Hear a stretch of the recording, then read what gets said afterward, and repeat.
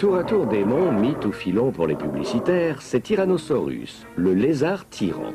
Mais qui est-il vraiment? Qui se cache derrière cet animal aujourd'hui célèbre?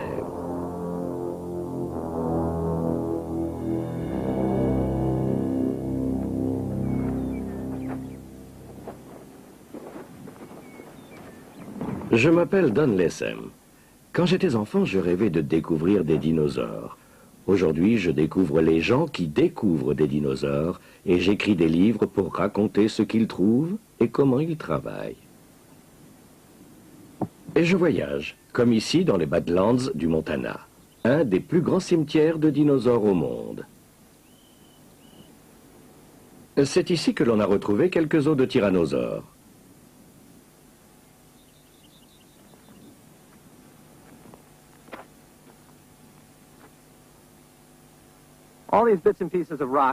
Tous ces morceaux et fragments de rochers ne sont pas des pierres, ce sont des os de dinosaures. Ils viennent d'un tricératops, l'herbivore à 3 cornes. Il évoluait en grand troupeau dans cette région à la même époque que les tyrannosaures. Mais comme dans tout environnement, les herbivores étaient beaucoup plus nombreux que les animaux qui les mangeaient. Donc, les os de tyrannosaures sont beaucoup plus difficiles à trouver. Les chasseurs de dinosaures parcourent l'Ouest depuis plus d'un siècle et ils ont découvert des centaines d'os de dinosaures. Mais pendant toutes ces années, ils n'ont trouvé que 7 squelettes incomplets de tyrannosaures. Et ces quelques spécimens nous ont appris tout ce que nous savons du roi des dinosaures.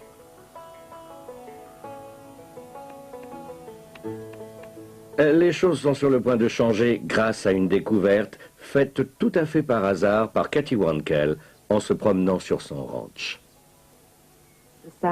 Le soleil brillait et quelque chose a attiré mon regard. On s'est avancé et on a regardé un petit bout d'os dépasser du sol. Bien sûr, on était très intrigués. Plus on creusait, plus l'os semblait gros. Je me souviens, je tremblais et je disais, c'est une découverte fantastique. Vous savez, un os entier était vraiment une découverte extraordinaire pour moi. Elle réunit tous les os qu'elle trouva et les apporta au musée de l'Université du Montana. Le directeur du musée fut impressionné. Il m'a dit, venez avec nous au labo. On a descendu un escalier, la porte était fermée à clé. C'était à la fois passionnant et mystérieux. Les os furent identifiés comme l'épaule et le bras d'un tyrannosaure.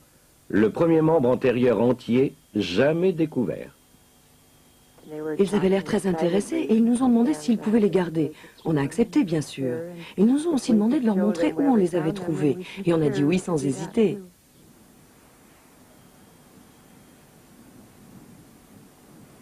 Maintenant, c'est l'été 1990. Dans un coin reculé des Badlands, une équipe du musée se prépare à dégager le reste du tyrannosaure de Kathy Wankel.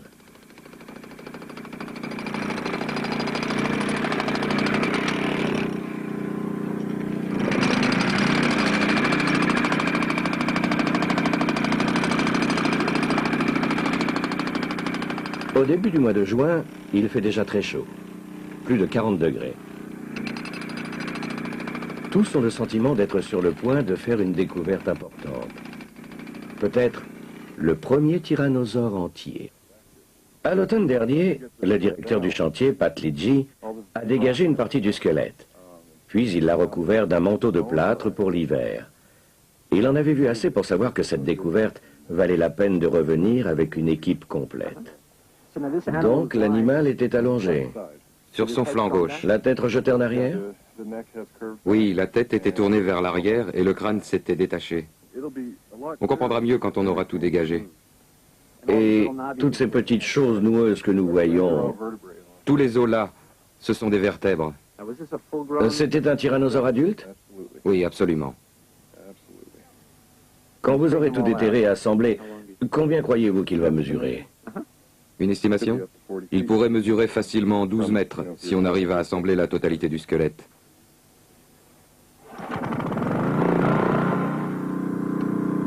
Avant de pouvoir déterrer tout le squelette, l'équipe doit être sûre d'avoir localisé tous les morceaux.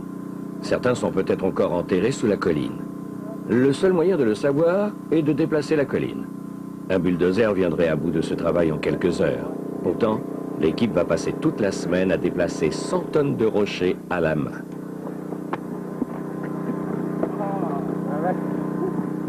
C'est seulement ensuite qu'ils pourront commencer le travail plus délicat et dégager les os.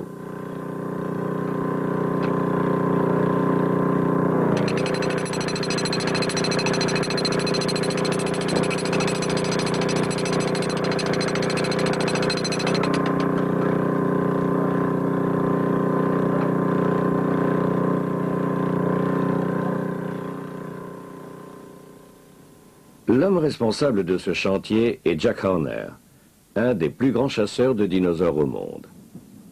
Pendant que l'équipe creuse, il arpente les Badlands, tentant de se représenter le monde dans lequel Tyrannosaurus évoluait.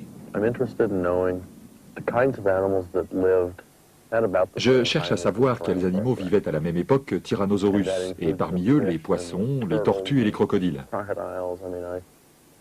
Je veux trouver un spécimen de chaque espèce vivant ici, à cette époque.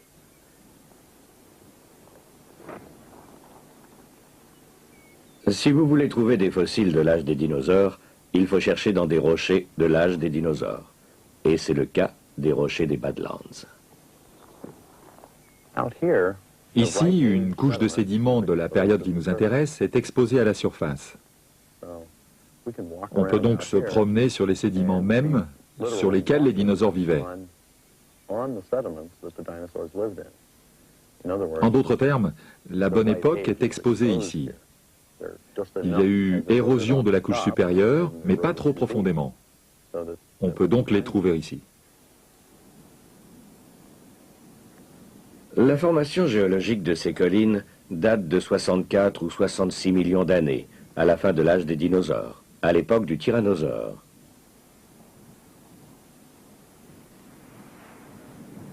À l'époque moderne, le vent et la pluie ont formé les Badlands. Mais à l'époque du tyrannosaure, l'érosion n'avait pas commencé. La terre était en formation. Cette région était une région de plaine souvent inondée, traversée de rivières et de ruisseaux qui déposaient continuellement des couches de sable et de limon. Un environnement parfait pour la création de fossiles. Pour devenir un fossile, il faut d'abord mourir. Ce coyote a fait son travail. Il est mort depuis 4 semaines et il se décompose rapidement. Pour devenir un fossile parfaitement préservé et le rester pendant 65 millions d'années, ce coyote aurait dû mourir ailleurs, dans un endroit où le sable et la boue auraient pu le recouvrir rapidement. Puis, au cours des millions d'années, ce sédiment se serait transformé en roche compacte, et à l'intérieur, des minéraux auraient pénétré les os de ce coyote et les auraient transformés en fossiles. Mais ici, ça ne lui arrivera jamais. Dans cet environnement sec et aride, ces os se transformeront en poussière en quelques mois. Une fois ce nouveau tyrannosaure déterré, nous saurons s'il est complet et bien préservé. Puis il ira rejoindre les quelques autres individus qui nous apprennent tout ce que nous savons sur cet animal et son mode de vie.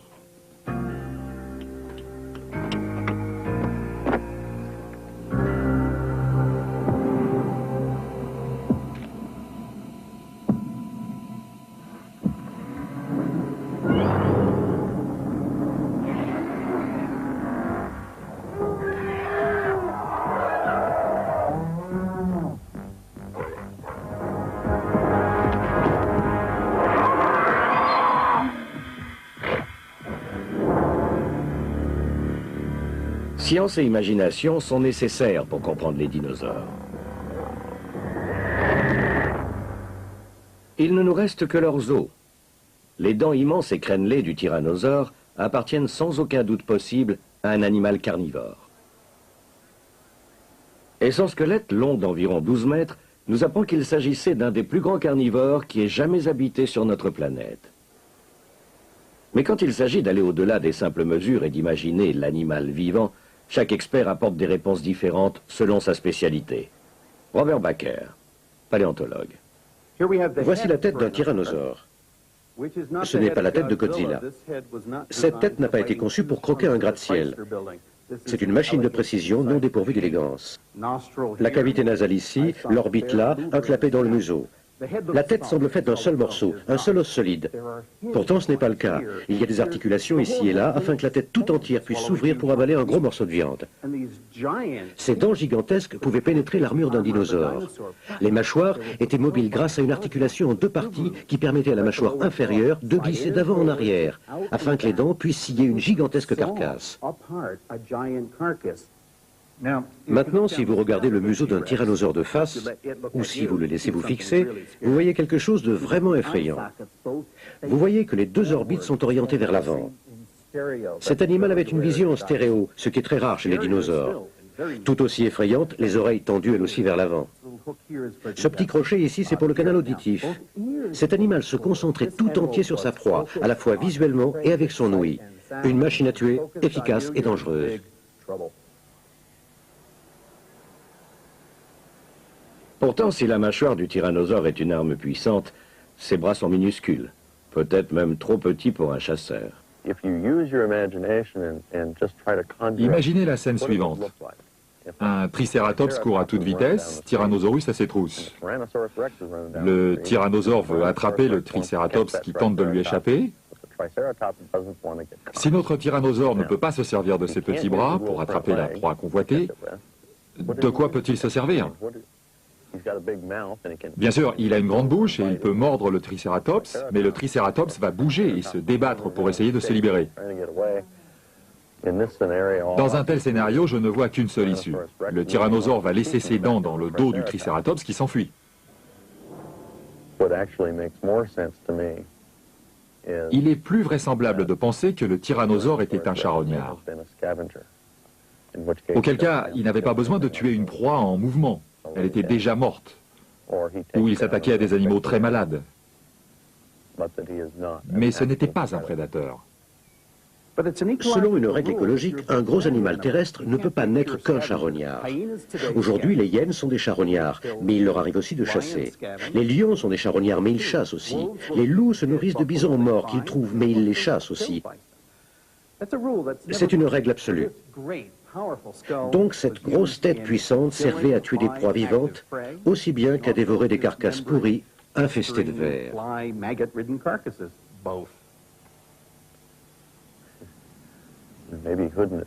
Il se cachait peut-être dans les buissons pour se jeter sur un tricératops qui passait par là. Il faut bien admettre qu'ils ne devaient pas être des prédateurs très efficaces. Comme personne n'a jamais vu un tyrannosaure vivant, notre image de l'animal découle de reconstructions, comme celle-ci. Une reconstruction d'un animal entier par Robert Bakker pour le musée d'histoire naturelle de Denver. Cette reconstruction présente le tyrannosaure comme un prédateur agile et rapide. Une version différente est exposée au Carnegie Museum de Pittsburgh. Voici le tyrannosaure original dans une pose créée par Henry Fairfield Osborn en 1905. La position droite et rigide est celle d'un monstre lourd, une image qui colla à la peau du tyrannosaure pendant des dizaines d'années. Pourtant, ce n'est pas ce que Osborn voulait. Directeur du musée américain d'histoire naturelle, Osborn était passionné par les dinosaures, avec un penchant pour les représentations spectaculaires.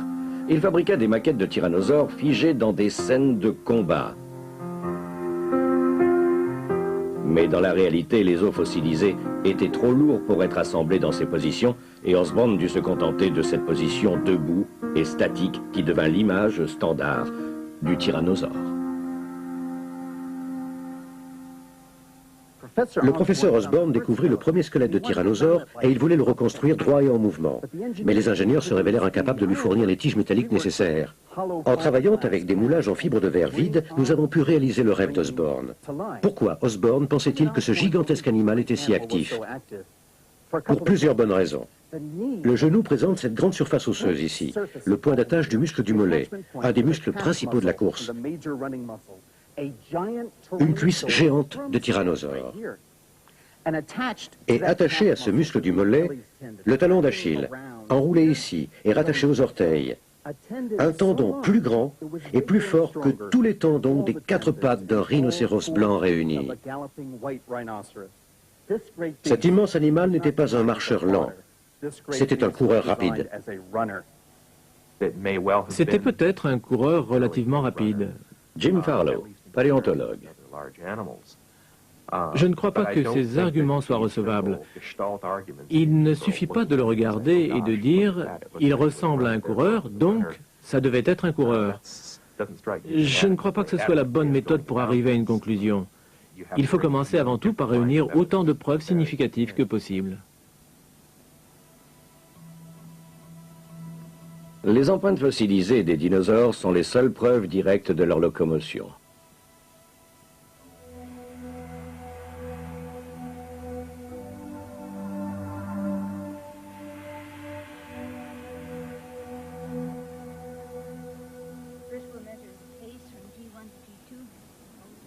On n'a jamais découvert aucune empreinte de tyrannosaure.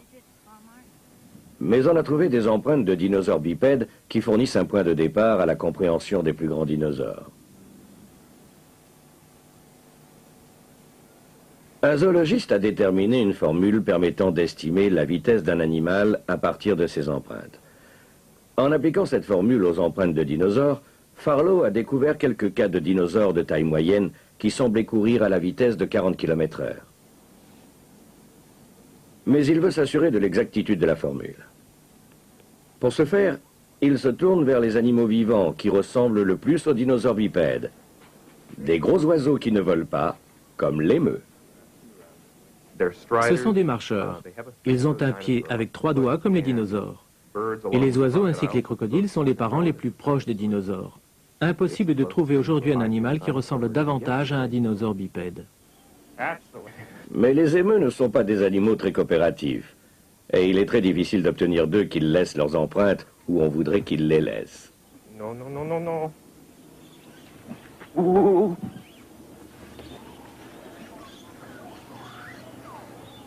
Don't do it. Into the dirt. Oh boy. Yikes!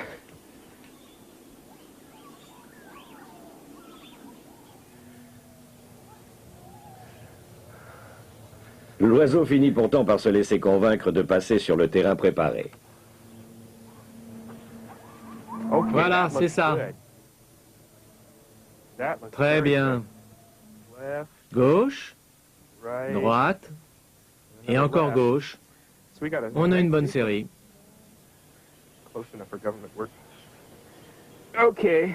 Farlow mesure la longueur de la foulée avant d'appliquer la formule pour estimer la vitesse de course de l'émeu.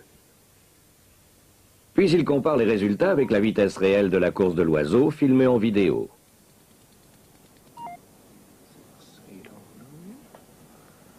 Il s'avère que la vitesse observée et la vitesse calculée selon la formule sont très proches, environ 14 km/h. Maintenant, il sait que les informations déduites des empreintes des dinosaures sont relativement fiables. Donc, on peut dire que ce petit dinosaure pouvait courir au moins à 14 km/h. Mais qu'en est-il du tyrannosaure? Les dinosaures les plus rapides dont nous ayons relevé les empreintes étaient probablement des proches parents du tyrannosaure. Donc, le fait que ces parents du tyrannosaure pouvaient courir suggère qu'il n'est pas impossible qu'un animal comme le tyrannosaure pouvait lui aussi courir. Comme il est impossible d'en savoir plus à partir des empreintes fossilisées, certains scientifiques utilisent d'autres méthodes pour résoudre ce problème. La seule façon d'étudier la vitesse du tyrannosaure est de le considérer comme une machine. Vous prenez un centimètre, vous enroulez le centimètre autour de l'os de la cuisse d'un tyrannosaure, vous regardez votre centimètre, il indique 42 centimètres. Vous construisez une maquette du tyrannosaure et vous pouvez ainsi calculer son poids, environ 4 tonnes. Un os de cuisse de 42 cm pour un animal de 4 tonnes vous donne plus de force par kilo qu'un rhinocéros blanc. Ce n'est pas une spéculation, ce n'est pas une théorie, ce sont des chiffres. J'ai plusieurs fois été poursuivi par des rhinocéros blancs. Ils courent à plus de 40 km/h. Ils peuvent rattraper une Jeep. Donc un tyrannosaure de 4 tonnes, 30 ou 40% plus puissant, peut atteindre 65 km/h en ligne droite.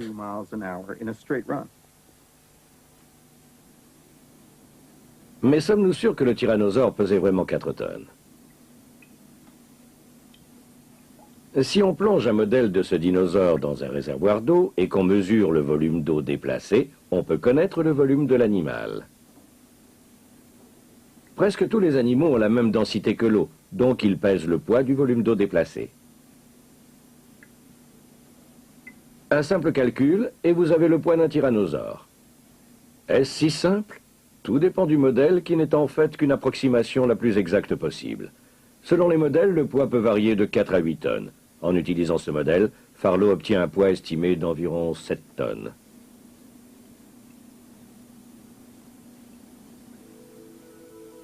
Selon un barème de capacité athlétique basé sur la force par kilo, un éléphant qui marche est tout en bas de l'échelle et une autruche rapide tout en haut. Un tyrannosaure de 7 tonnes n'est pas beaucoup plus rapide que l'éléphant, mais à 4 tonnes, il est parmi les coureurs les plus rapides. Alors, que devons-nous en conclure?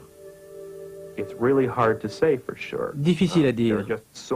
Il y a tellement de paramètres inconnus, surtout l'estimation de la masse du dinosaure, qu'il me paraît aujourd'hui impossible et dangereux d'estimer la vitesse de course d'un tyrannosaure.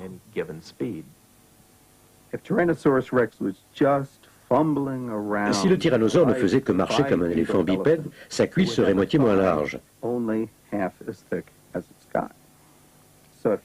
Donc, si vous trouvez une machine fossilisée, très puissante, avec des poches d'air ou des réseaux de vaisseaux sanguins sophistiqués, alors vous devez vous intéresser à ces adaptations. La paléontologie moderne a besoin d'analyser les faits, pas de les ignorer. Certains scientifiques émettent une hypothèse, et si elle a l'air plausible, si elle semble raisonnable, ils la considèrent comme juste. L'histoire de la science est remplie de ces idées raisonnables et plausibles qui se sont avérées fausses. Donc, si on veut que les résultats soient scientifiquement recevables, il faut suivre les règles. Il faut mettre au point des méthodes pour tester les hypothèses et savoir si elles sont potentiellement fausses. Sinon, un paléontologue n'est pas très différent d'un philosophe du Moyen-Âge. Parfois, pour s'approcher de la vérité, il faut un minimum de spéculation pour aller plus loin. D'autres scientifiques vont examiner vos conclusions et les contester, et peut-être trouver d'autres informations. La spéculation est naturelle et même bénéfique. Je pense qu'il est important que le grand public comprenne que ce n'est pas parce qu'un scientifique dit que ça s'est passé comme ça que c'est forcément vrai. C'est ce qu'il croit, c'est le résultat de sa spéculation.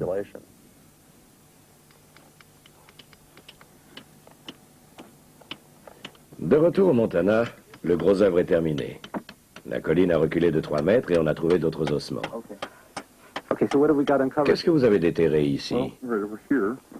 L'année dernière, le mur venait jusqu'ici.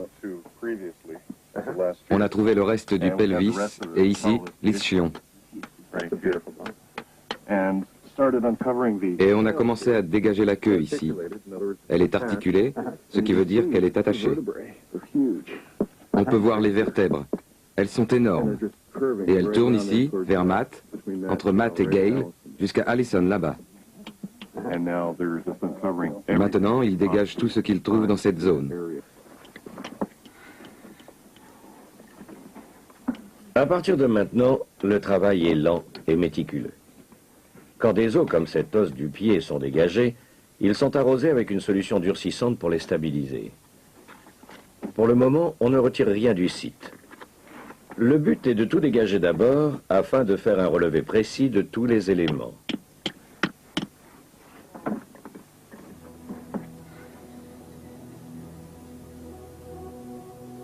Le corps est allongé sur le côté, le cou raidi vers l'arrière. Le fait qu'il soit dans du grès indique que le squelette a été préservé au fond d'une rivière sablonneuse. Après que la chair est pourrie, le courant de la rivière a déplacé certains os. Le bras gauche s'est déplacé de plusieurs dizaines de centimètres et c'est là que Cathy Wankel l'a retrouvé. Le crâne s'est détaché de la mâchoire et a roulé près du pelvis. La jambe droite s'est retournée et s'est détachée. La jambe gauche est peut-être pliée sous le corps. Le bout de la queue et des morceaux des pieds semblent avoir été emportés.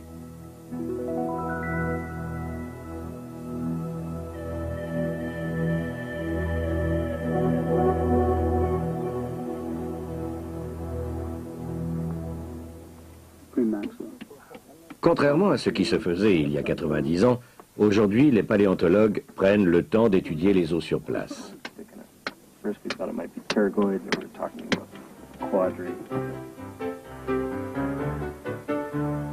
Au début du siècle, le but était d'extraire les os du sol le plus rapidement possible.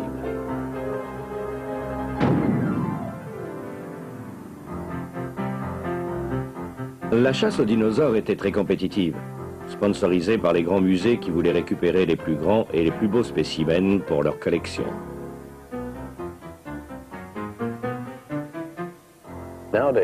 Aujourd'hui, on essaye d'apprendre le plus de choses possible sur ces animaux, de comprendre comment ils vivaient. Bien sûr, nous allons ramener Tyrannosaurus au musée où il sera exposé, mais nous essayons aussi de le connaître. Nous le dégageons lentement, nous ne le faisons pas sauter à la dynamite. Nous prenons des notes sur le type de sédiment dans lequel il se trouvait, nous faisons des croquis de sa position dans le site. Nous l'étudions scientifiquement. Ça fait plusieurs jours que nous le dégageons et nous réalisons qu'il s'agit probablement du plus grand tyrannosaure jamais découvert. Il nous manque plusieurs éléments, comme la queue et des os des pieds, mais à part ça, tout est là. Examinons le crâne, par exemple. Pour nous orienter, voici l'arrière du crâne, et ici le bout du museau. Très large derrière et très étroit devant. Après une seule journée de fouilles, on s'est aperçu que le crâne était plus complet qu'on ne le croyait au départ. On a aussi pris des mesures, et il semble que ce soit un des plus grands tyrannosaures jamais découverts. Certains des os des membres semblent plus longs que n'importe quel autre spécimen trouvé auparavant, et c'est très intéressant. Un crâne bien préservé est une découverte fantastique. L'anatomie des crânes peut fournir des renseignements importants sur les mystères des dinosaures, surtout sur leurs liens entre eux.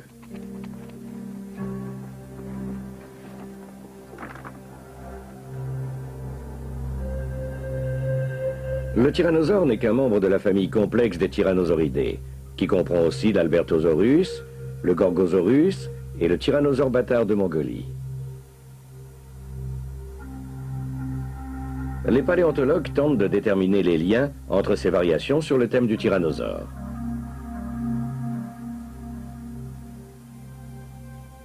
Un des membres de cette grande famille n'est connu que par un crâne. Un crâne 8 fois plus petit que celui du tyrannosaure. Certains paléontologues pensent qu'il s'agit d'une espèce entièrement nouvelle de tyrannosaure nain qui mérite de représenter un genre à lui tout seul. Ils l'ont baptisé Nanotyrannus, le tyran nain. Un genre est un drôle de concept. Prenez le grand livre d'or des dinosaures. Il ne parle pas d'espèces des dinosaures, mais de genre.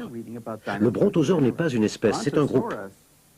Le tyrannosaure est un groupe d'espèces. L'allosaure est un groupe d'espèces. Donc un genre est un groupe d'espèces de dinosaures étroitement liés et se ressemblant plus ou moins. Donc des genres différents doivent être très différents les uns des autres. Certains paléontologues pensent que le Nanotyrannus pourrait n'être qu'un bébé d'un genre connu comme le tyrannosaure. Pour le savoir sans aucun doute possible, il faudrait ouvrir le crâne pour voir si les os sont soudés comme chez les adultes ou seulement juxtaposés comme chez les jeunes dont le crâne n'a pas fini sa croissance.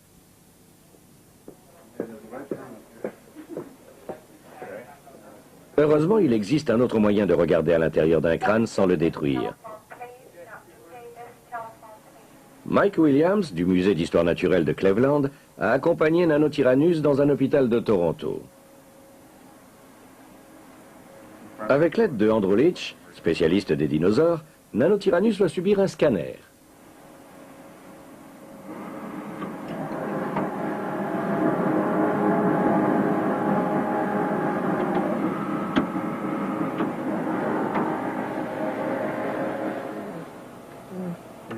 Un tube circulaire émettant des rayons X produit une série d'images, comme des tranches de pain à travers le crâne du Nanotyrannus, révélant son architecture intérieure.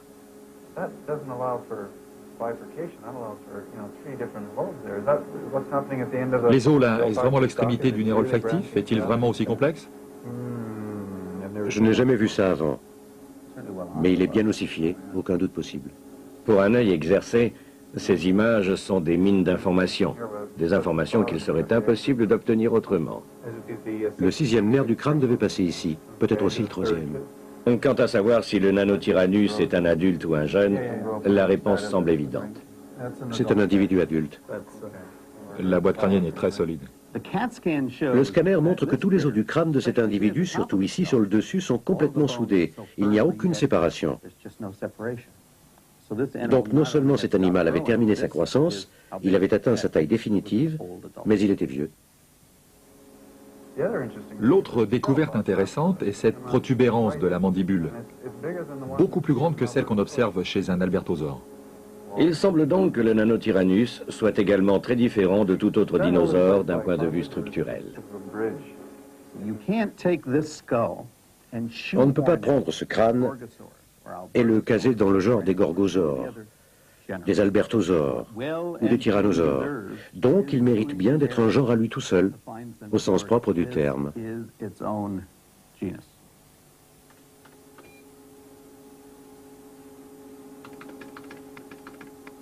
Un autre grand intérêt de cette technologie est de pouvoir traiter les images du scanner avec un système graphique d'ordinateur pour les réassembler. Le résultat est une image tridimensionnelle du crâne.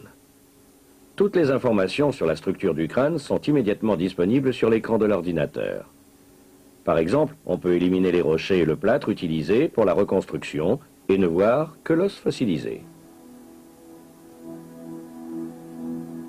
Les rayons X et les ordinateurs ajoutent une dimension supplémentaire au travail accompli par les paléontologues avec des brosses et des pioches.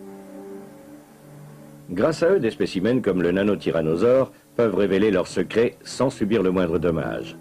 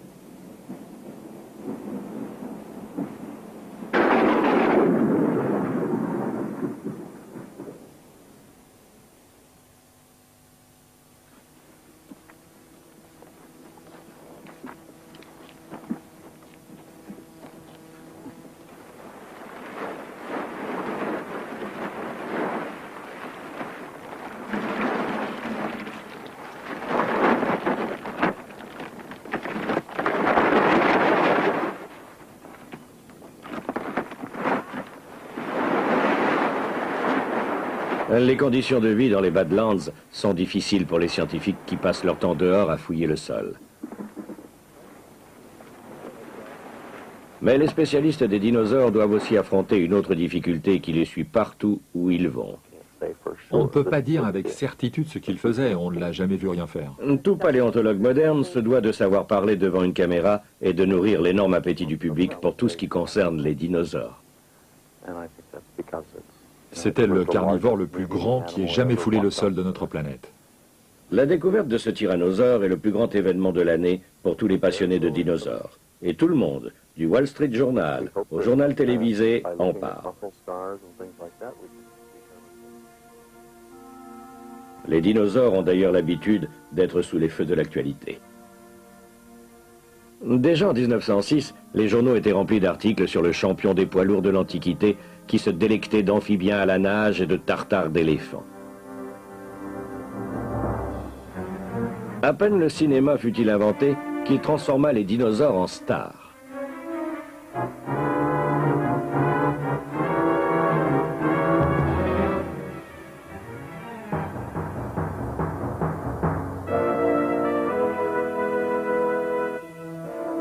Hollywood se moquait de l'exactitude scientifique.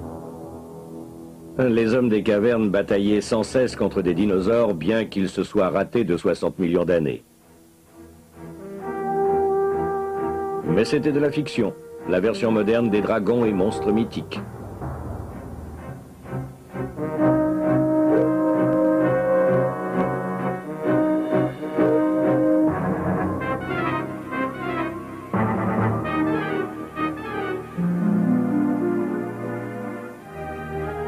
Parmi les nombreux dinosaures de cinéma, aucun n'a dépassé Tyrannosaurus en recettes au box-office. En 1933, King Kong lui offrit son plus beau rôle.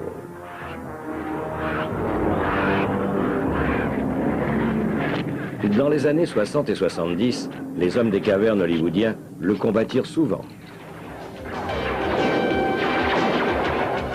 Et aujourd'hui, Tyrannosaurus est toujours une grande star.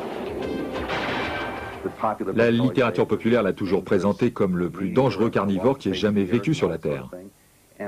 Dan Glott est un spécialiste des dinosaures dans la culture populaire.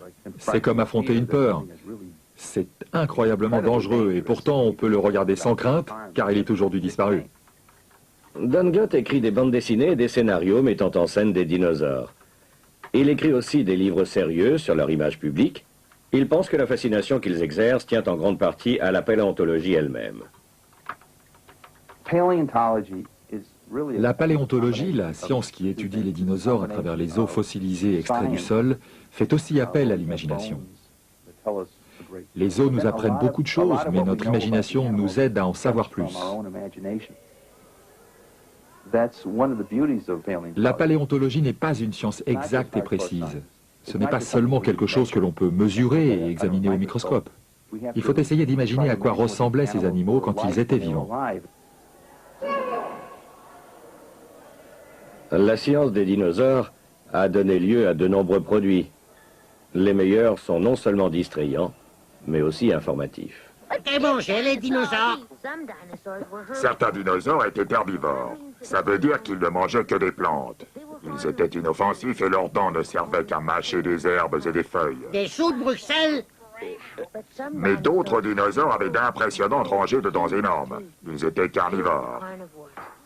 Ça veut dire qu'ils ne mangeaient que de la viande. Parfois, ils mangeaient d'autres dinosaures. C'est dégoûtant. Sick. The evil Rulons on Tyrannosaurus Rex attack. You gotta catch me first. Commercialement, les dinosaures sont une bonne affaire. Tyrannosaurus Rex, each sold separately. Mais une trop grande popularité peut nuire à la paléontologie. À cause de la nature des dinosaures, souvent gros et spectaculaires, notre science attire le public. Et quand ils attirent le public, les paléontologues peuvent se trouver pris au piège d'une approche populaire. Quand les journalistes les interviewent, ils ne vont peut-être pas parler du développement des muscles. Les journalistes ne s'intéressent pas au développement des muscles. Ils veulent savoir autre chose, comment cet animal se nourrissait, s'il déchirait sa proie, des choses comme ça. La paléontologie a en quelque sorte un problème d'image. J'ai souvent rencontré des gens qui pensaient que ceux qui étudiaient les dinosaures étaient des rigolos, que nous n'étions pas rigoureux dans notre approche et que nous étions des proies faciles pour les médias. Nous vivons vraiment dans un monde bizarre et stupide, où on entend des scientifiques dire que si c'est distrayant, ce n'est pas de la science. La science pure est intellectuellement amusante. Nous n'étudions pas les dinosaures pour trouver du pétrole ou des remèdes pour guérir des maladies, c'est impossible. Nous étudions les dinosaures parce que beaucoup de gens s'y intéressent. L'espèce humaine est une espèce curieuse, les gens veulent savoir. Ce problème d'image explique peut-être pourquoi, en dépit de la popularité des dinosaures, aucun grand musée n'a un spécialiste des dinosaures dans son équipe de chercheurs. Mais il est aussi exact de dire que d'autres animaux fossiles sont plus utiles pour répondre aux grandes questions de la paléontologie. Il faut admettre qu'on ne dispose pas d'un large éventail de dinosaures. Si on étudie le tyrannosaure, par exemple, il n'en existe que 5 ou 6 spécimens. Si j'étudie un rongeur fossile qui vivait il y a 50 millions d'années, je dispose de centaines de spécimens. Donc, même si les spécimens sont cassés ou incomplets, on peut tout de même se faire une idée de l'apparence de cet animal et connaître les variations individuelles. On ne connaît rien des variations individuelles chez les dinosaures. Quand on ne dispose que de quelques spécimens, c'est impossible à déterminer. Nous ne connaissons rien des étapes de la croissance des dinosaures. Nous ne disposons pas de suffisamment de spécimens. Donc, une partie du problème est le manque d'animaux. Ils sont grands et gros, mais ils ne sont pas nombreux. Les dinosaures ne sont pas les fossiles les plus appropriés si vous vous intéressez au schéma de croissance. Mais ils apportent des informations précieuses qui ont des incidences sur d'autres sujets intéressants. Les dinosaures sont merveilleusement heuristiques. Ils nous obligent à nous interroger sur les grands mystères de l'évolution. Prédateurs, interaction entre prédateurs et proies, entre grands herbivores et plantes, extinction massive, maladies. Presque toutes les questions que l'on peut se poser sur les vertébrés terrestres s'appliquent aux dinosaures. Et les fossiles présentent des détails anatomiques si précis que l'on peut étudier ces questions. Des centaines de millions sont dépensés pour découvrir ce qu'il y a à l'intérieur d'un atome ou pour essayer de voir l'extrémité de l'univers.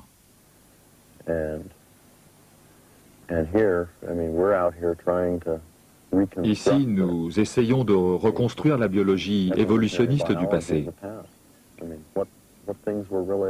de comprendre à quoi ressemblait vraiment la Terre. Et on a du mal à réunir des fonds pour nos travaux. Je ne dis pas que c'est injuste. Seulement, je me demande comment convaincre les gens que ce que nous faisons est tout aussi important que de regarder l'étendue de l'univers.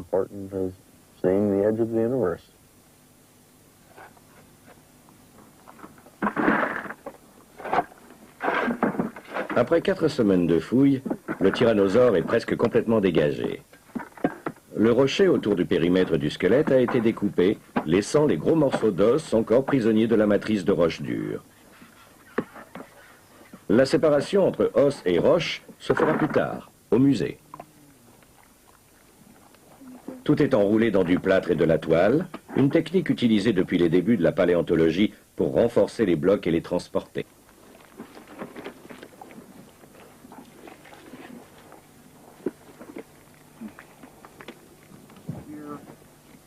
Finalement, les blocs sont découpés par en dessous, soutenus seulement par quelques piédestaux.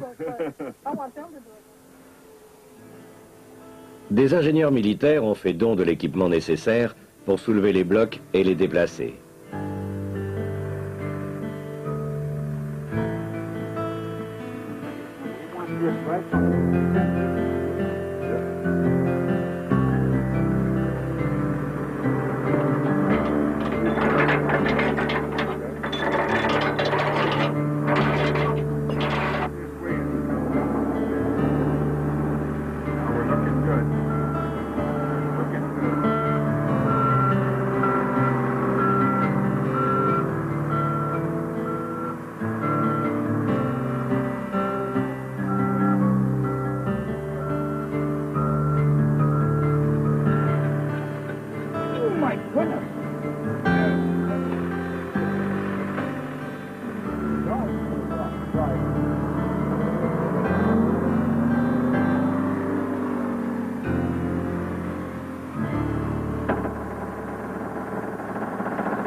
Le dernier bloc, celui qui contient le pelvis, est beaucoup plus lourd que prévu.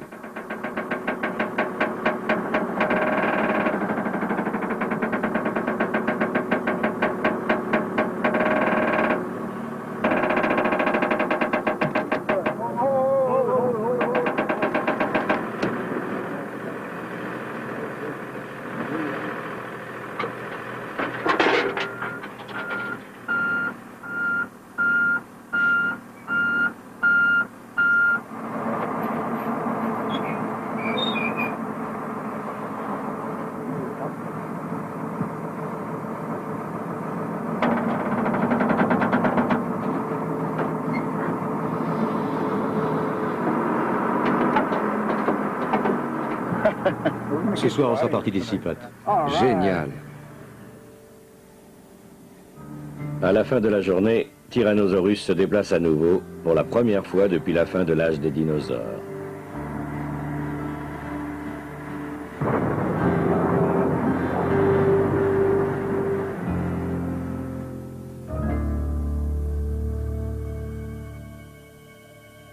Le grand mystère des dinosaures reste leur extinction. Pour quelles raisons mystérieuses sont-ils morts? L'explication la plus répandue est un choc cosmique.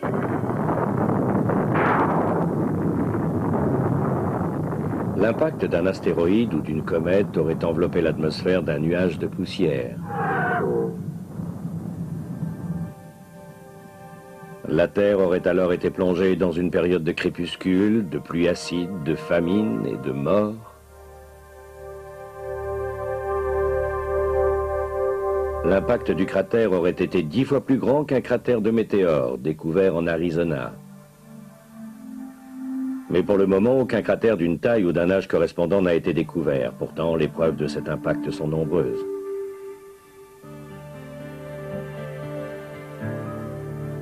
Cette ligne noire au flanc de la colline dans le Montana est une limite géologique.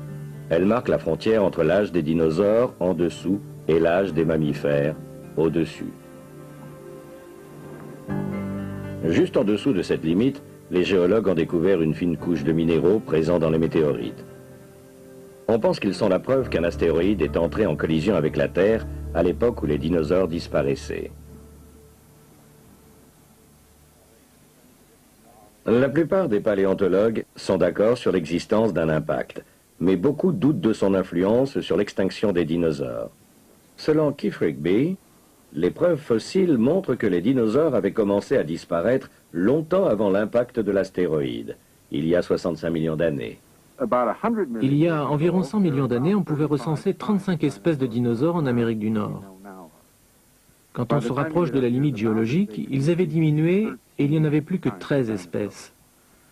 À l'époque de l'impact de l'astéroïde, les populations de dinosaures étaient en voie d'extinction et il ne restait plus que quelques espèces de dinosaures en Amérique du Nord. Ils ne sont pas morts de peur en attendant que l'astéroïde les anéantisse. Quelque chose d'autre a dû les décimer. Le refroidissement du climat, la maladie et les volcans sont parmi les hypothèses envisagées. L'une ou l'autre serait la véritable cause de l'extinction des dinosaures. Rigby cherche la preuve que les derniers dinosaures ont survécu longtemps après l'impact de l'astéroïde. Regardez ici, il y a une grande zone noire. Elle définit une limite géologique. C'est la frontière admise entre l'âge des dinosaures et la zone de sédiments plus ancienne sur le flanc de la colline et l'âge des mammifères et les sédiments plus récents de ce côté. Donc si c'est une catastrophe planétaire qui a tué tous les dinosaures, on ne devrait pas trouver de traces de dinosaures. On ne devrait pas trouver de dinosaures au-dessus. Exactement. Et pourtant, on en a trouvé ici. Depuis des années, Rigby fouille dans des endroits comme celui-ci, au-dessus de la couche de l'impact de l'astéroïde.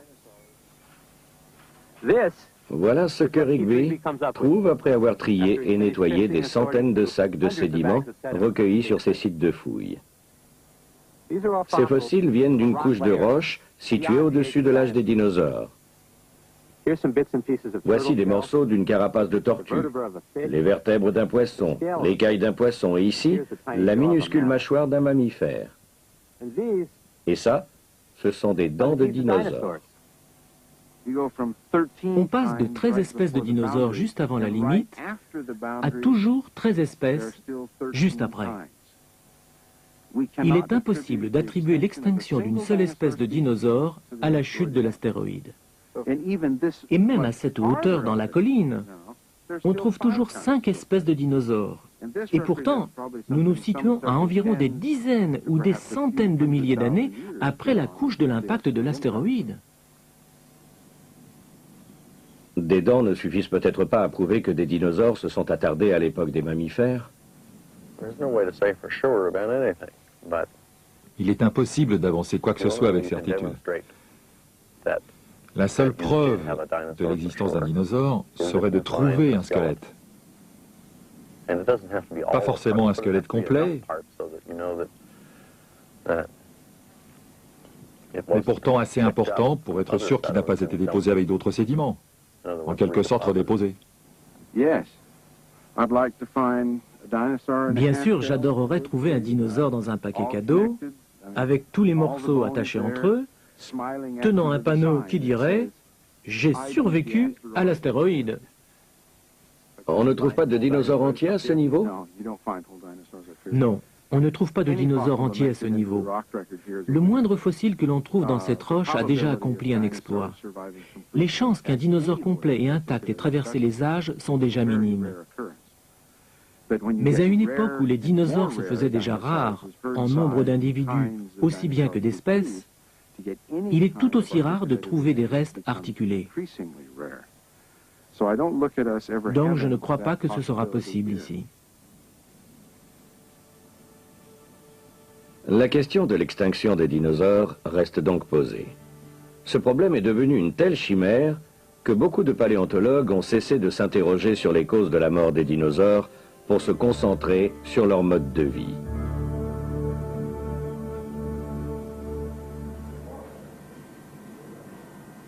Le nouveau tyrannosaure réside maintenant au laboratoire de paléontologie du musée des Rockies. Il faudra 1 an ou 2 pour dégager tous les os de la roche, réassembler les morceaux cassés ou détachés et commencer à comprendre l'animal ainsi reconstitué. Le squelette sera étudié au microscope et comparé à d'autres spécimens afin de tenter de comprendre son métabolisme, de déterminer son âge et peut-être même son sexe. Le plus grand mystère pour le moment reste le bras découvert par Cathy Wankel sur son ranch. Une étude biomécanique a révélé que bien qu'il ne soit pas plus grand qu'un bras humain, il était assez fort pour soulever 200 kilos. Que faisait un animal de 12 mètres avec de tels bras est la question qui reste posée.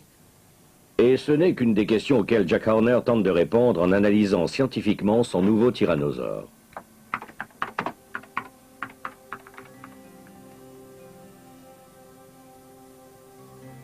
Une deuxième surprise fut l'annonce de la découverte d'un autre tyrannosaure dans le Sud Dakota à la fin de l'été. 1990 restera comme une grande année pour le tyrannosaure.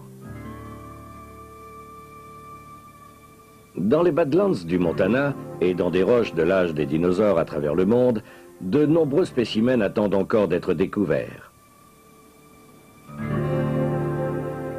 Pourquoi continuer à les chercher alors que des milliers d'os de dinosaures sont déjà dans des musées? Si la longueur de mon bras représente l'histoire de la vie sur la Terre, l'âge des dinosaures commence au-dessus de mon coude et ne se termine qu'au-delà de mon poignet. Et toute l'étendue de l'histoire des hommes tiendrait sur le bout de mon ongle. Les dinosaures ont fait la preuve de leur longévité sur Terre, et c'est une raison suffisante pour les étudier.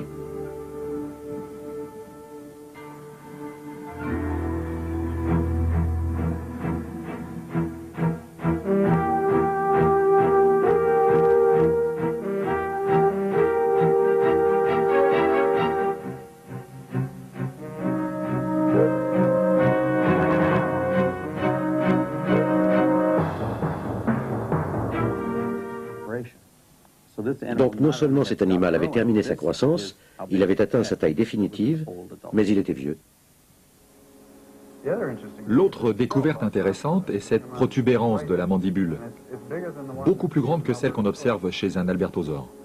Il semble donc que le Nanotyrannus soit également très différent de tout autre dinosaure d'un point de vue structurel. On ne peut pas prendre ce crâne et le caser dans le genre des gorgosaures, des albertosaures ou des tyrannosaures. Donc il mérite bien d'être un genre à lui tout seul, au sens propre du terme.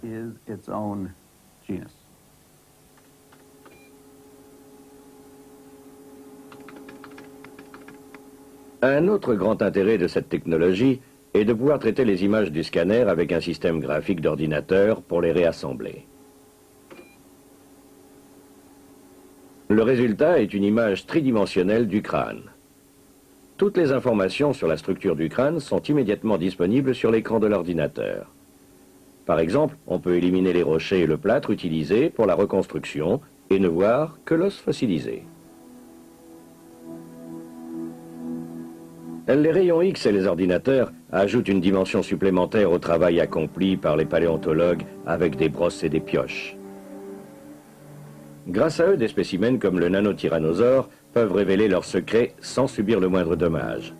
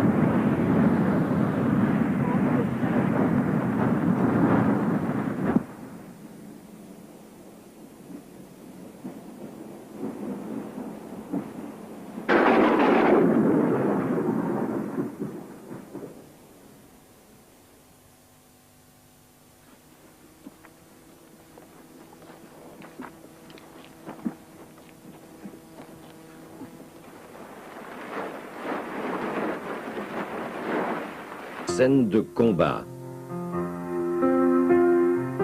Mais dans la réalité, les os fossilisés étaient trop lourds pour être assemblés dans ces positions et Osborn dut se contenter de cette position debout et statique qui devint l'image standard du tyrannosaure. Le professeur Osborn découvrit le premier squelette de tyrannosaure et il voulait le reconstruire droit et en mouvement. Mais les ingénieurs se révélèrent incapables de lui fournir les tiges métalliques nécessaires. En travaillant avec des moulages en fibre de verre vide, nous avons pu réaliser le rêve d'Osborn. Pourquoi Osborn pensait-il que ce gigantesque animal était si actif? Pour plusieurs bonnes raisons. Le genou présente cette grande surface osseuse ici, le point d'attache du muscle du mollet, un des muscles principaux de la course. Une cuisse géante de tyrannosaure. Et attaché à ce muscle du mollet, le talon d'Achille, enroulé ici et rattaché aux orteils. Un tendon plus grand et plus fort que tous les tendons des 4 pattes d'un rhinocéros blanc réunis. Cet immense animal n'était pas un marcheur lent, c'était un coureur rapide. C'était peut-être un coureur relativement rapide. Jim Farlow, paléontologue. Je ne crois pas que ces arguments soient recevables. Il ne suffit pas de le regarder et de dire « il ressemble à un coureur, donc ça devait être un coureur ». Je ne crois pas que ce soit la bonne méthode pour arriver à une conclusion. Il faut commencer avant tout par réunir autant de preuves significatives que possible. Les empreintes fossilisées des dinosaures sont les seules preuves directes de leur locomotion.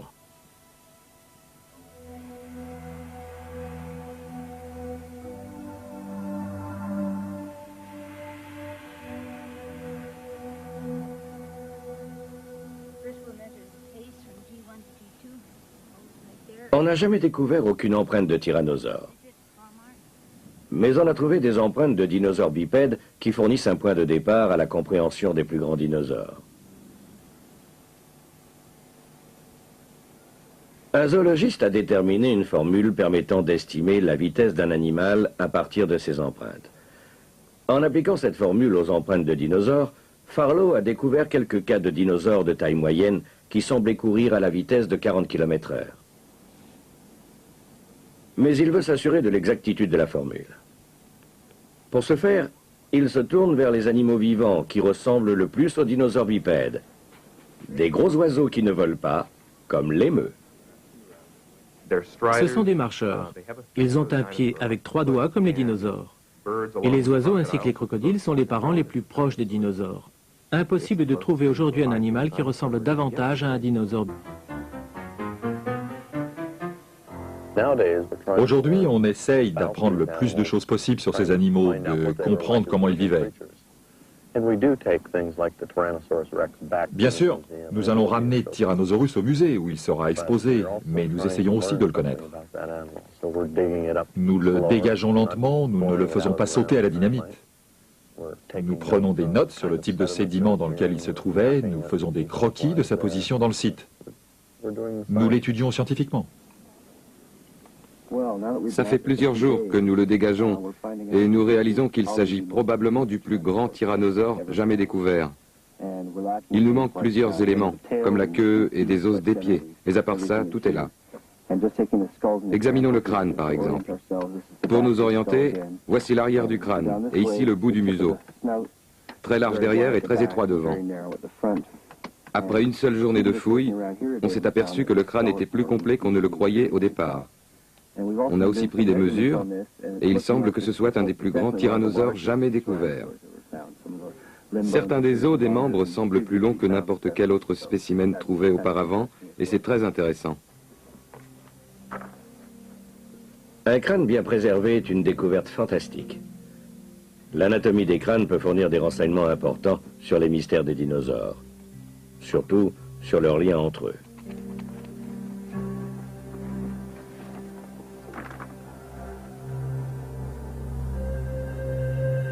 Le tyrannosaure n'est qu'un membre de la famille complexe des tyrannosauridés, qui comprend aussi l'Albertosaurus, le Gorgosaurus et le tyrannosaure bâtard de Mongolie. Les paléontologues tentent de déterminer les liens entre ces variations sur le thème du tyrannosaure.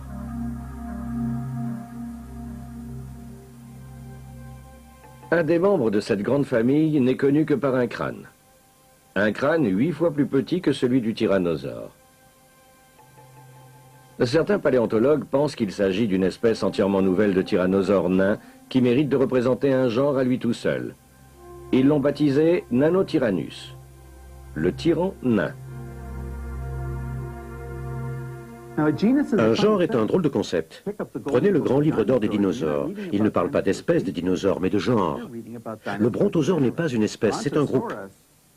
Le tyrannosaure est un groupe d'espèces. L'allosaure est un groupe d'espèces. Donc un genre est un groupe d'espèces de dinosaures étroitement liés et se ressemblant plus ou moins. Donc des genres différents doivent être très différents les uns des autres. Certains paléontologues pensent que le Nanotyrannus pourrait n'être qu'un bébé d'un genre connu comme le tyrannosaure. Mike Williams, du musée d'histoire naturelle de Cleveland, a accompagné Nanotyrannus dans un hôpital de Toronto. Avec l'aide de Andrew Leach, spécialiste des dinosaures, Nanotyrannus va subir un scanner.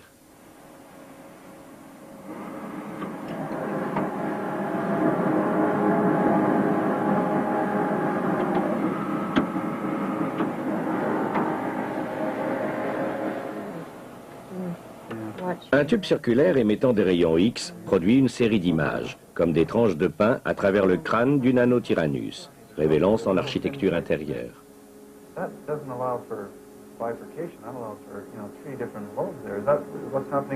Les os là, est-ce vraiment l'extrémité du nerf olfactif? Est-il vraiment aussi complexe? Je n'ai jamais vu ça avant. Mais il est bien ossifié, aucun doute possible. Pour un œil exercé, ces images sont des mines d'informations, des informations qu'il serait impossible d'obtenir autrement.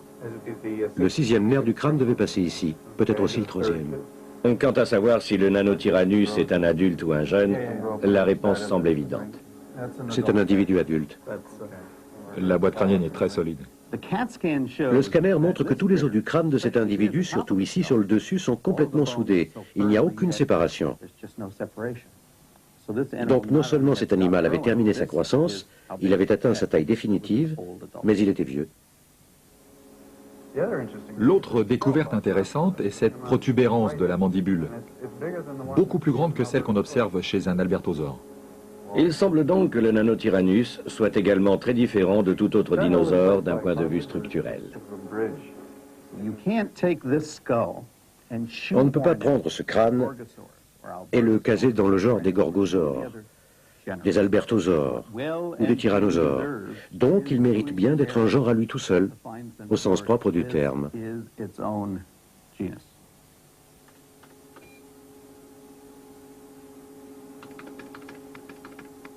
Un autre grand intérêt de cette technologie est de pouvoir traiter les images du scanner avec un système graphique d'ordinateur pour les réassembler. Le résultat est une image tridimensionnelle du crâne. Toutes les informations sur la structure du crâne sont immédiatement disponibles sur l'écran de l'ordinateur. Par exemple, on peut éliminer les rochers et le plâtre utilisés pour la reconstruction et ne voir que l'os fossilisé. Les rayons X et les ordinateurs ajoutent une dimension supplémentaire au travail accompli par les paléontologues avec des brosses et des pioches. Grâce à eux, des spécimens comme le nanotyrannosaure peuvent révéler leurs secrets sans subir le moindre dommage. On n'a jamais découvert aucune empreinte de tyrannosaure. Mais on a trouvé des empreintes de dinosaures bipèdes qui fournissent un point de départ à la compréhension des plus grands dinosaures. Un zoologiste a déterminé une formule permettant d'estimer la vitesse d'un animal à partir de ses empreintes. En appliquant cette formule aux empreintes de dinosaures, Farlow a découvert quelques cas de dinosaures de taille moyenne qui semblaient courir à la vitesse de 40 km/h. Mais il veut s'assurer de l'exactitude de la formule. Pour ce faire, il se tourne vers les animaux vivants qui ressemblent le plus aux dinosaures bipèdes. Des gros oiseaux qui ne volent pas, comme l'émeu. Ce sont des marcheurs.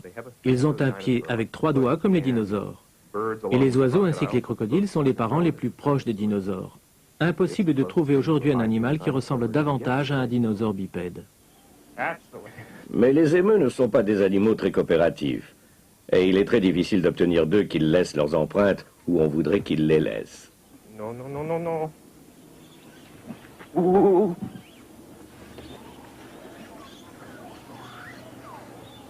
Don't do it. Into the dirt. Oh boy. Yikes!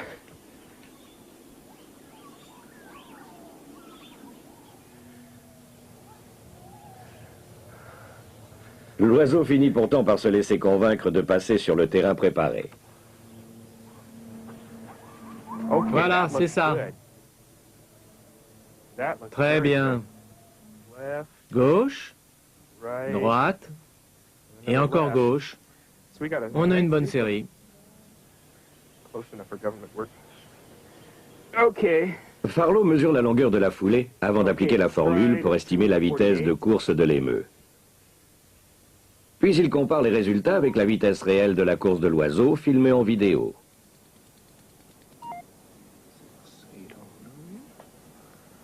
Il s'avère que la vitesse observée et la vitesse calculée selon la formule sont très proches, environ 14 km/h.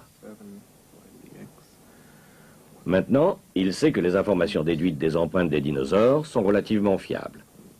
Donc, on peut dire que ce petit dinosaure pouvait courir au moins à 14 km/h. Mais qu'en est-il du tyrannosaure? Les dinosaures les plus rapides dont nous ayons relevé les empreintes étaient probablement des proches parents du tyrannosaure. Donc, le fait que ces parents du tyrannosaure pouvaient courir suggère qu'il n'est pas impossible qu'un animal comme le tyrannosaure pouvait lui aussi courir. Comme il est impossible d'en savoir plus à partir des empreintes fossilisées, certains scientifiques utilisent d'autres méthodes pour résoudre ce problème. Ce coyote a fait son travail. Il est mort depuis 4 semaines et il se décompose rapidement. Pour devenir un fossile parfaitement préservé et le rester pendant 65 millions d'années, ce coyote aurait dû mourir ailleurs, dans un endroit où le sable et la boue auraient pu le recouvrir rapidement. Puis, au cours des millions d'années, ce sédiment se serait transformé en roche compacte, et à l'intérieur, des minéraux auraient pénétré les os de ce coyote et les auraient transformés en fossiles. Mais ici, ça ne lui arrivera jamais. Dans cet environnement sec et aride, ces os se transformeront en poussière en quelques mois. Une fois ce nouveau tyrannosaure déterré, nous saurons s'il est complet et bien préservé. Puis il ira rejoindre les quelques autres individus qui nous apprennent tout ce que nous savons sur cet animal et son mode de vie.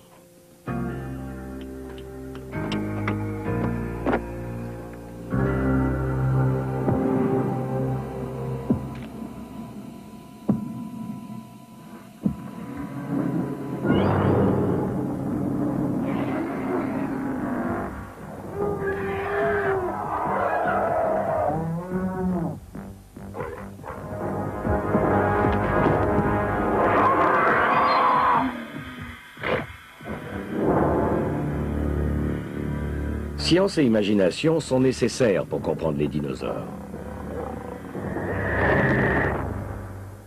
Il ne nous reste que leurs os. Les dents immenses et crénelées du tyrannosaure appartiennent sans aucun doute possible à un animal carnivore. Et son squelette, long d'environ 12 mètres, nous apprend qu'il s'agissait d'un des plus grands carnivores qui ait jamais habité sur notre planète. Mais quand il s'agit d'aller au-delà des simples mesures et d'imaginer l'animal vivant, chaque expert apporte des réponses différentes selon sa spécialité. Robert Baker, paléontologue. Voici la tête d'un tyrannosaure. Ce n'est pas la tête de Godzilla. Cette tête n'a pas été conçue pour croquer un gratte-ciel. C'est une machine de précision non dépourvue d'élégance. La cavité nasale ici, l'orbite là, un clapet dans le museau. La tête semble faite d'un seul morceau, un seul os solide. Pourtant, ce n'est pas le cas. Il y a des articulations ici et là afin que la tête tout entière puisse s'ouvrir pour avaler un gros morceau de viande. Ces dents gigantesques pouvaient pénétrer l'armure d'un dinosaure. Les mâchoires étaient mobiles grâce à une articulation en deux parties qui permettait à la mâchoire inférieure de glisser d'avant en arrière, afin que les dents puissent scier une gigantesque carcasse.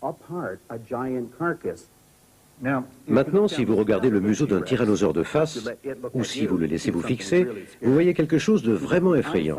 Vous voyez que les deux orbites sont orientées vers l'avant. Cet animal avait une vision en stéréo, ce qui est très rare chez les dinosaures. La plupart des paléontologues sont d'accord sur l'existence d'un impact, mais beaucoup doutent de son influence sur l'extinction des dinosaures. Selon Keith Rigby, les preuves fossiles montrent que les dinosaures avaient commencé à disparaître longtemps avant l'impact de l'astéroïde, il y a 65 millions d'années. Il y a environ 100 millions d'années, on pouvait recenser 35 espèces de dinosaures en Amérique du Nord. Quand on se rapproche de la limite géologique, ils avaient diminué et il n'y en avait plus que 13 espèces. À l'époque de l'impact de l'astéroïde, les populations de dinosaures étaient en voie d'extinction et il ne restait plus que quelques espèces de dinosaures en Amérique du Nord. Ils ne sont pas morts de peur en attendant que l'astéroïde les anéantisse. Quelque chose d'autre a dû les décimer. Le refroidissement du climat, la maladie et les volcans sont parmi les hypothèses envisagées. L'une ou l'autre serait la véritable cause de l'extinction des dinosaures. Rigby cherche la preuve que les derniers dinosaures ont survécu longtemps après l'impact de l'astéroïde. Regardez ici, il y a une grande zone noire. Elle définit une limite géologique. C'est la frontière admise entre l'âge des dinosaures et la zone de sédiments plus ancienne sur le flanc de la colline et l'âge des mammifères et les sédiments plus récents de ce côté. Donc si c'est une catastrophe planétaire qui a tué tous les dinosaures, on ne devrait pas trouver de traces de dinosaures. On ne devrait pas trouver de dinosaures au-dessus. Exactement. Et pourtant, on en a trouvé ici. Depuis des années, Rigby fouille dans des endroits comme celui-ci, au-dessus de la couche de l'impact de l'astéroïde. Voilà ce que Rigby trouve après avoir trié et nettoyé des centaines de sacs de sédiments recueillis sur ces sites de fouilles. Ces fossiles viennent d'une couche de roches située au-dessus de l'âge des dinosaures. Voici des morceaux d'une carapace de tortue, les vertèbres d'un poisson, l'écaille d'un poisson et ici, la minuscule mâchoire d'un mammifère. Et ça, ce sont des dents de dinosaures. On passe de 13 espèces de dinosaures juste avant la limite à toujours 13 espèces juste après. Il est impossible d'attribuer l'extinction d'une seule espèce de dinosaure à la chute de l'astéroïde. Et même à cette hauteur dans la colline, on trouve toujours 5 espèces de dinosaures. Et pourtant, nous nous situons à environ des dizaines ou des centaines de milliers d'années après la couche de l'impact de l'astéroïde. Des dents ne suffisent peut-être pas à prouver que des dinosaures se sont attardés à l'époque des mammifères. Il est impossible d'avancer quoi que ce soit avec certitude. Qui se délectaient d'amphibiens à la nage et de tartares d'éléphants. À peine le cinéma fut-il inventé qu'il transforma les dinosaures en stars.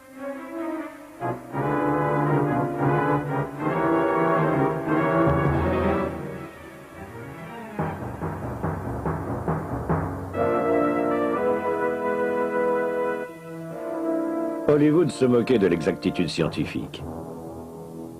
Les hommes des cavernes bataillaient sans cesse contre des dinosaures, bien qu'ils se soient ratés de 60 millions d'années. Mais c'était de la fiction, la version moderne des dragons et monstres mythiques.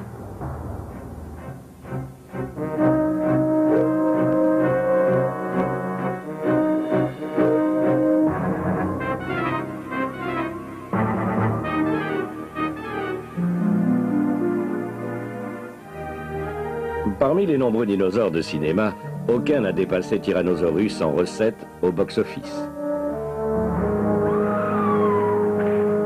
En 1933, King Kong lui offrit son plus beau rôle.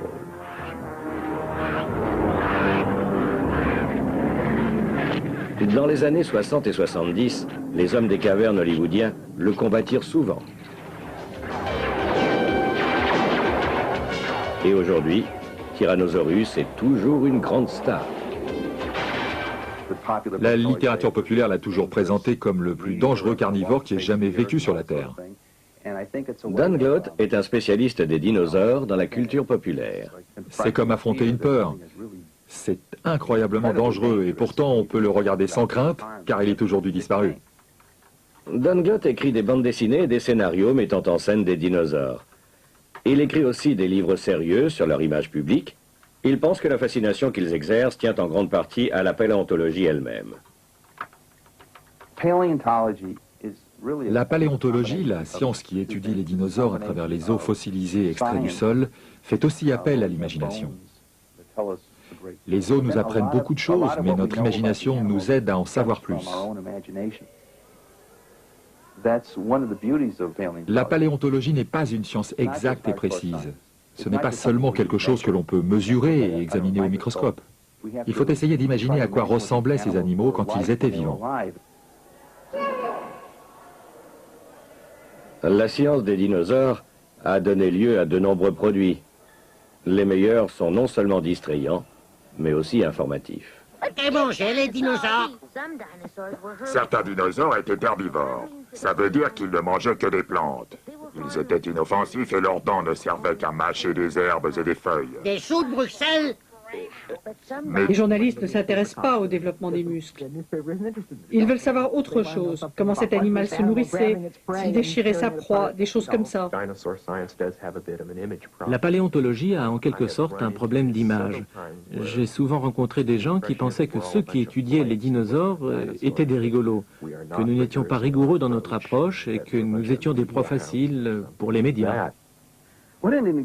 Nous vivons vraiment dans un monde bizarre et stupide, où on entend des scientifiques dire que si c'est distrayant, ce n'est pas de la science. La science pure est intellectuellement amusante. Nous n'étudions pas les dinosaures pour trouver du pétrole ou des remèdes pour guérir des maladies, c'est impossible. Nous étudions les dinosaures parce que beaucoup de gens s'y intéressent. L'espèce humaine est une espèce curieuse, les gens veulent savoir. Ce problème d'image explique peut-être pourquoi, en dépit de la popularité des dinosaures, aucun grand musée n'a un spécialiste des dinosaures dans son équipe de chercheurs. Mais il est aussi exact de dire que d'autres animaux fossiles sont plus utiles pour répondre aux grandes questions de la paléontologie. Il faut admettre qu'on ne dispose pas d'un large éventail de dinosaures. Si on étudie le tyrannosaure, par exemple, il n'en existe que 5 ou 6 spécimens. Si j'étudie un rongeur fossile qui vivait il y a 50 millions d'années, je dispose de centaines de spécimens. Donc, même si les spécimens sont cassés ou incomplets, on peut tout de même se faire une idée de l'apparence de cet animal et connaître les variations individuelles. On ne connaît rien des variations individuelles chez les dinosaures. Quand on ne dispose que de quelques spécimens, c'est impossible à déterminer. Nous ne connaissons rien des étapes de la croissance des dinosaures. Nous ne disposons pas de suffisamment de spécimens. Donc, une partie du problème est le manque d'animaux. Ils sont grands et gros, mais ils ne sont pas nombreux. Les dinosaures ne sont pas les fossiles les plus appropriés si vous vous intéressez au schéma de croissance. Mais ils apportent des informations précieuses qui ont des incidences sur d'autres sujets intéressants. Les dinosaures sont merveilleusement heuristiques. Il nous oblige à nous interroger sur les grands mystères de l'évolution. Prédateurs, interaction entre prédateurs et proies, entre grands herbivores et plantes, extinction massive, maladies. Presque toutes les questions que l'on peut se poser sur les vertébrés terrestres s'appliquent aux dinosaures. Et les fossiles présentent des détails anatomiques si précis que l'on peut étudier ces questions. Des centaines de millions sont dépensés pour découvrir ce qui nous apprennent beaucoup de choses, mais notre imagination nous aide à en savoir plus. La paléontologie n'est pas une science exacte et précise. Ce n'est pas seulement quelque chose que l'on peut mesurer et examiner au microscope. Il faut essayer d'imaginer à quoi ressemblaient ces animaux quand ils étaient vivants. La science des dinosaures a donné lieu à de nombreux produits. Les meilleurs sont non seulement distrayants, mais aussi informatifs. Et manger les dinosaures.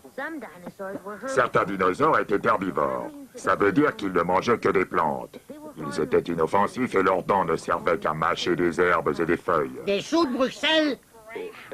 Mais d'autres dinosaures avaient d'impressionnantes rangées de dents énormes. Ils étaient carnivores. Ça veut dire qu'ils ne mangeaient que de la viande. Parfois, ils mangeaient d'autres dinosaures. C'est dégoûtant. Sick. The evil Rulons on Tyrannosaurus Rex attack. You gotta catch me first. Commercialement, les dinosaures sont une bonne affaire. Tyrannosaurus Rex, each sold separately.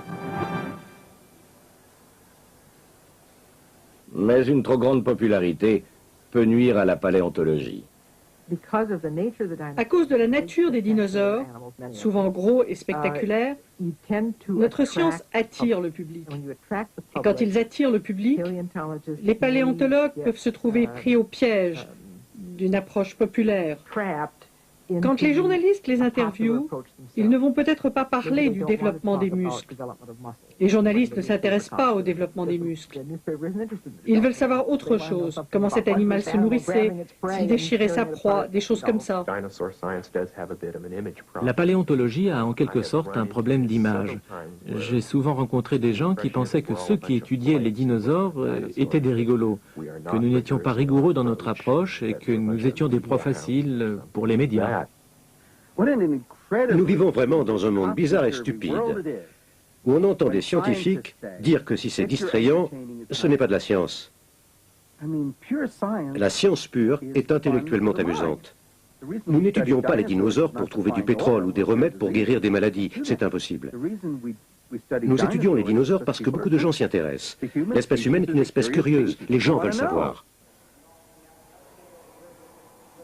Ce problème d'image explique peut-être pourquoi, en dépit de la popularité des dinosaures, aucun grand musée n'a un spécialiste des dinosaures dans son équipe de chercheurs. Mais il est aussi exact de dire que d'autres animaux fossiles sont plus utiles pour répondre aux grandes questions de la paléontologie. Il faut admettre qu'on ne dispose pas d'un large éventail de dinosaures.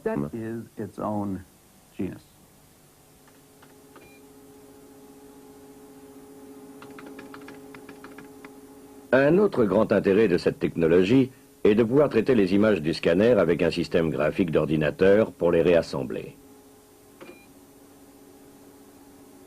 Le résultat est une image tridimensionnelle du crâne. Toutes les informations sur la structure du crâne sont immédiatement disponibles sur l'écran de l'ordinateur. Par exemple, on peut éliminer les rochers et le plâtre utilisés pour la reconstruction et ne voir que l'os fossilisé. Les rayons X et les ordinateurs ajoutent une dimension supplémentaire au travail accompli par les paléontologues avec des brosses et des pioches. Grâce à eux, des spécimens comme le nanotyrannosaure peuvent révéler leurs secrets sans subir le moindre dommage.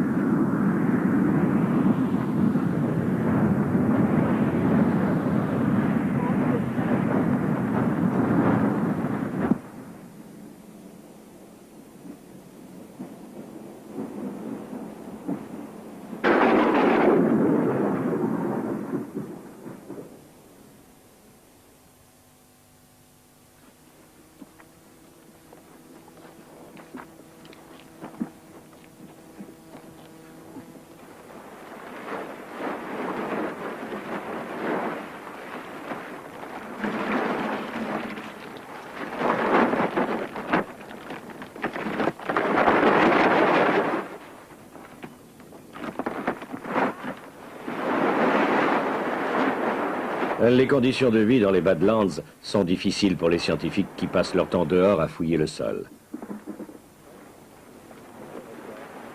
Mais les spécialistes des dinosaures doivent aussi affronter une autre difficulté qui les suit partout où ils vont. On ne peut pas dire avec certitude ce qu'il faisait, on ne l'a jamais vu rien faire. Tout paléontologue moderne se doit de savoir parler devant une caméra et de nourrir l'énorme appétit du public presque complètement dégagé. Le rocher autour du périmètre du squelette a été découpé, laissant les gros morceaux d'os encore prisonniers de la matrice de roche dure. La séparation entre os et roche se fera plus tard, au musée. Tout est enroulé dans du plâtre et de la toile, une technique utilisée depuis les débuts de la paléontologie pour renforcer les blocs et les transporter.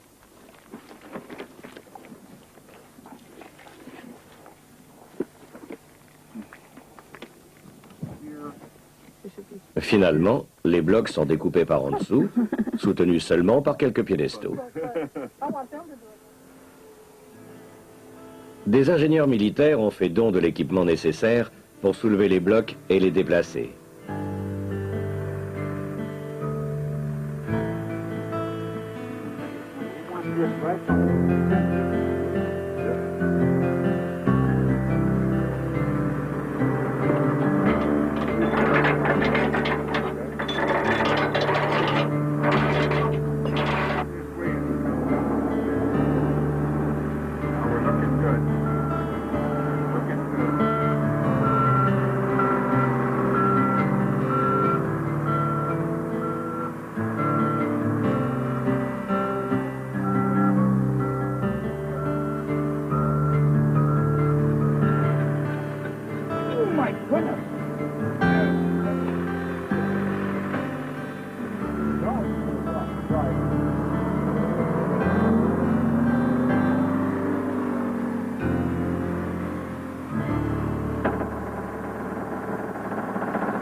Le dernier bloc, celui qui contient le pelvis, est beaucoup plus lourd que prévu.